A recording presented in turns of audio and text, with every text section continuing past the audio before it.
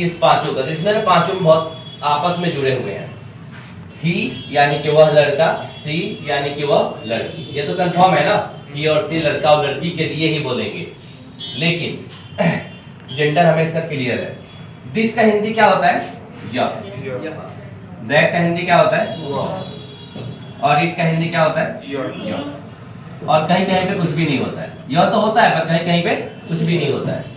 अब समझना, दिस का यूज हम कर सकते हैं हर एक चीज के लिए, ऑल के लिए। जैसे मैं बोल सकता हूं कि दिस इज असीस, पास में है, लड़का है, फिर भी बोल दिया। अगला मैंने कहा दिस इज गुड्डी, राइट, तो मैं दिस इनके लिए भी यूज कर दिया। और मैं स्टूल को भी बोल सकता हूं कि दिस इज अ स्टूल, ये भी हो गया। हो गया ना? हो गया नहीं हो गया? कंफर्म हो गया। लेकिन दैट का यूज करना है, दूर की चीज है, लेकिन हम नॉन लिविंग थिंग्स को भी बोल सकते हैं, लिविंग थिंग्स को भी बोल सकते हैं, सबके लिए बोल सकते हैं। दैट का यूज हम ऑल के लिए कर सकते हैं। लेकिन ये ही किसके लिए है? मेल के लिए। और सी किसके लिए? फीमेल के लिए। ये कंफर्म होना चाहिए। लेकिन इट का यूज हम कर सकते हैं जिसका जेंडर हमें नहीं पता, या फिर जिस सेंटेंस में सब्जेक्ट नहीं है उसका। कैसे समझना? It is a marker, this is a marker, बिल्कुल सही है। लेकिन मैं ये नहीं बोल सकता कि it is a sis, because we know he is a boy. हमें नहीं बोल सकते कि it is Guddi, why? It हम ये जानते हैं यह गुड्डी है, इसीलिए। अब क्या है कि इट का यूज हम वहां भी कर सकते हैं जहां पे सब्जेक्ट नहीं है। जैसे आज फ्राइडे है, it is Friday today. It is Friday. उनकी बारी है, इट्स हिज टर्न। बारिश हो रही है, इट इज रेनिंग, या इट्स रेनिंग, ऐसे बोल सकते हैं। ये समझ यह बारिश हो रही है, नहीं।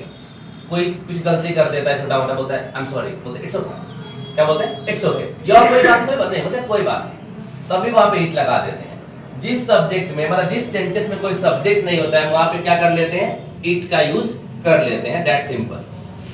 जेंडर पता नहीं है तब बोल सकते हैं। छोटा सा बेबी है, रो रहा है या रो रही है, हमें नहीं पता कि लड़का है या लड़की है, तो क्या बोलेंगे? इज इट ही बेबी और सी बेबी? बोलेंगे इज इट ही बेबी और सी बेबी। तो बोलते हैं इज इट बॉय और गर्ल, गलत है।